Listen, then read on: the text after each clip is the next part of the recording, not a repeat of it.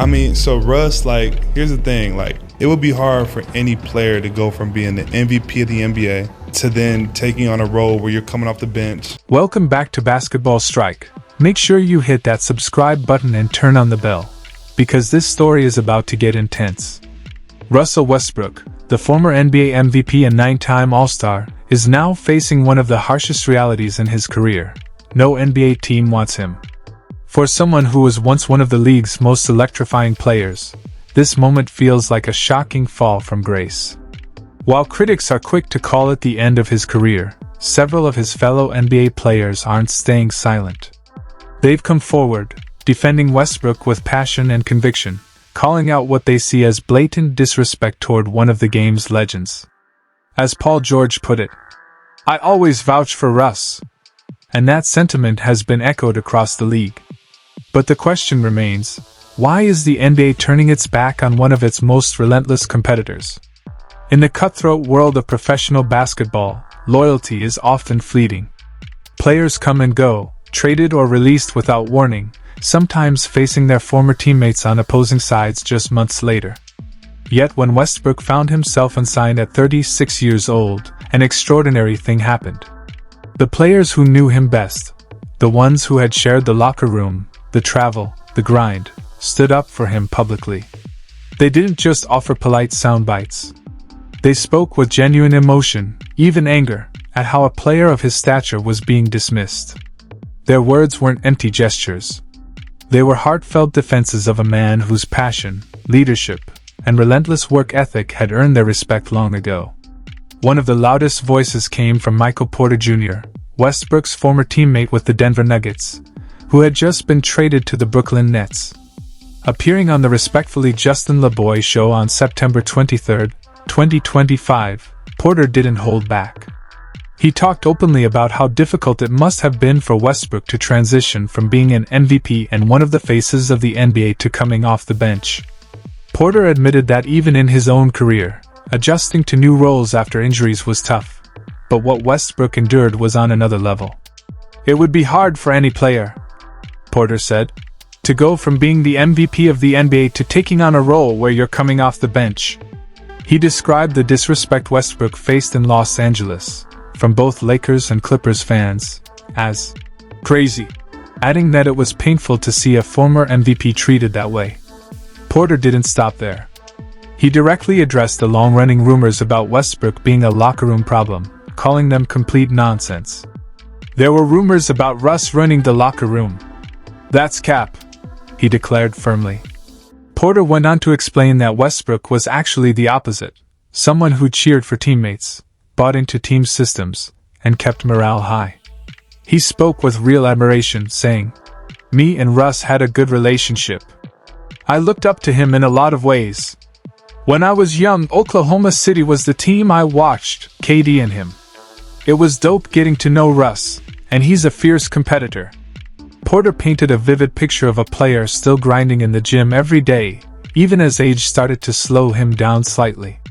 "Any so-called issues," Porter said, "were simply normal conflicts that happen over the course of an 82-game season, not signs of dysfunction."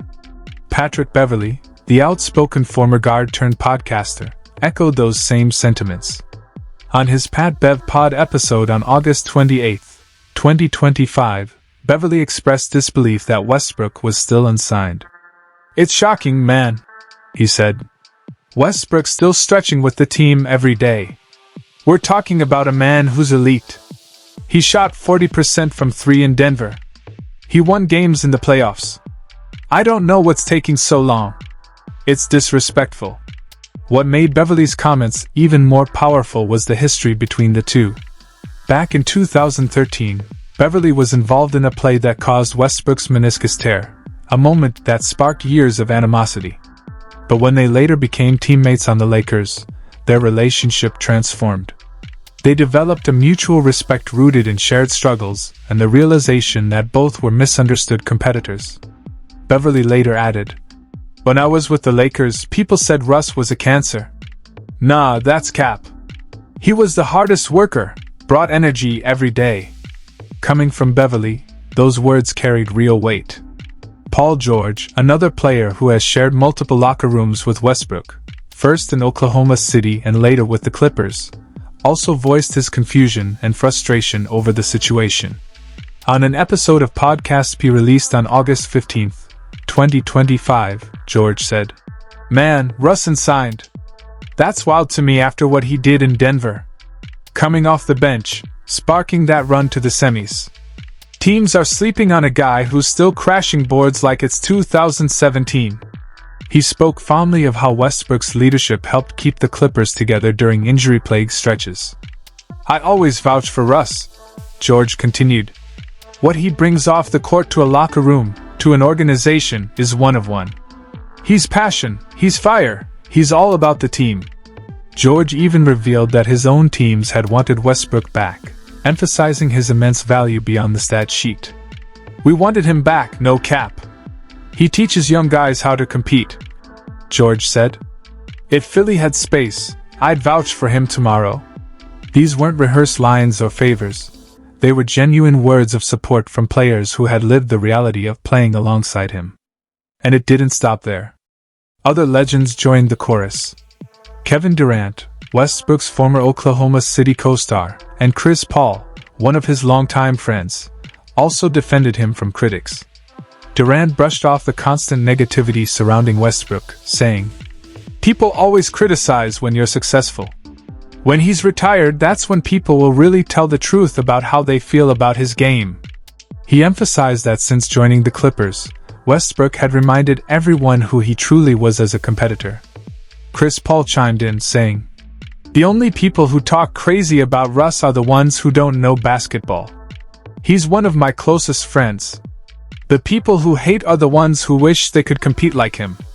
Even Raymond Felton, another former Thunder teammate, expressed outrage at how the NBA had treated Westbrook. "The man's been hated on his whole career," Felton said. "How can you disrespect a guy who stayed loyal after KD left?" That loyalty, sticking with Oklahoma City through its darkest times, became a symbol of who Westbrook truly is. Nikola Jokic, his former Denver teammate and three-time MVP, also offered words of respect. After a game where Westbrook made costly mistakes, Jokic refused to criticize him, saying, "Everybody makes mistakes." He even praised Westbrook's instincts and timing, calling him a great player, who was often misunderstood by previous teams. The support didn't end there. Across the league, names like Austin Reeves, Bradley Beal, Aaron Gordon, and Jamal Murray all spoke highly of Westbrook's leadership, energy, and unmatched work ethic. The contrast couldn't be clearer. The media narrative painted Westbrook as a declining, uncoachable veteran, while the players who actually shared the court with him described a selfless leader who still had plenty left to give. So, who should we believe? The outside critics or the people who saw him every day in practice, on the bus, in the locker room, and on the floor? That question becomes even more pressing when you consider the shocking reality. It's September 30th, 2025. NBA training camps are in full swing. Media days have passed. Every team has filled its roster, preparing for the new season. And yet, Russell Westbrook, 9-time All-Star, MVP, and the all-time leader in triple-doubles with over 200, is sitting at home without a team. For the first time in his 17-year career, he's watching from the sidelines. It wasn't supposed to end this way. Just months ago, Westbrook had completed what many called a comeback season with the Denver Nuggets. Accepting a bench role, he reinvented himself. Averaging 13.3 points, 6.1 assists, 4.9 rebounds, and 1.4 steals while shooting nearly 45% from the field, he showed he could still impact winning basketball. He even raised his three-point percentage to 32.3%, silencing longtime critics of his shooting. His energy was contagious, his chemistry with Jokic undeniable, and his leadership off the bench was instrumental in Denver's run to the Western Conference semifinals. His efforts earned him 7th place and 6th Man of the Year voting, a remarkable feat for a former MVP many had written off.